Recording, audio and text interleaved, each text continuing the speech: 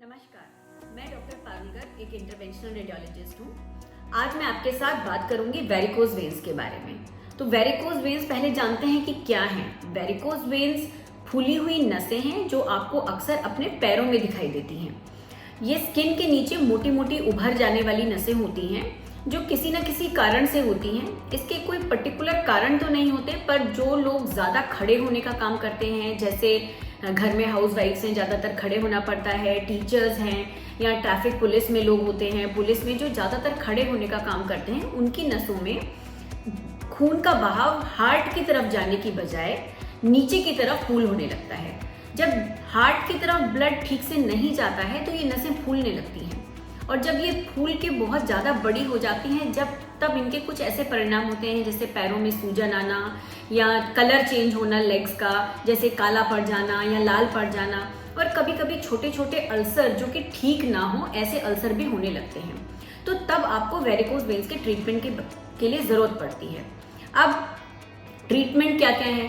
Treatment जो है पहले जो है सर्जरी से ही होता था, जिसमें कि जनरल एनेस्थीसिया में नस को खींच के निकाल देते थे और उसमें कोई चीरा दिया जाता है, उसके अकॉर्डिंग जो है नस को खींच के निकाला जाता था।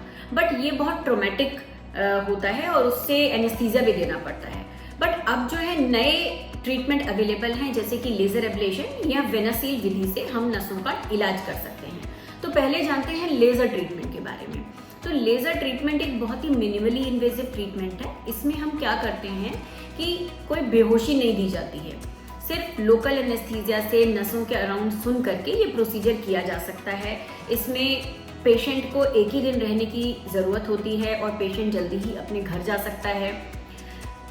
इसमें एक छोटी सी सुई से अल्ट्रासाउंड की विधि से के द्वारा हम देखते हुए कि किस नस में हमको जाना है, जो नस वेरिकोज वेन्स की नस है उसमें हम एक नीडल से एंटर करते हैं। तो समझिए एक छोटा सा नीडल का होल ही होता है जिससे हम ट्रीटमेंट करते हैं, और उस नीडल के थ्रू हम लेजर फाइबर डाल देते हैं ऊपर तक, जहाँ पर मेन वॉल्व लोकेटेड होता है आपके ग्रोइन एरिया में, और फिर मशीन से ये लेजर फाइबर कनेक्ट हो जाता है और लेजर एनर्जी के द्वारा हम धीरे धीरे लेजर फाइबर को नीचे लाते हुए नस को बंद कर देते हैं। और भी कई छोटे छोटे कनेक्शंस होते हैं जिनको हम परफोरेटर्स कहते हैं, उनका भी इलाज किया जाता है इसी लेजर की विधि से।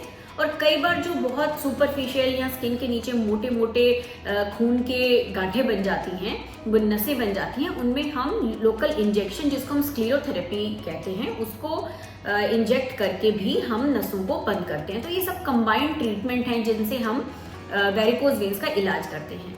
दूसरा एक नई विधि है वेनासील।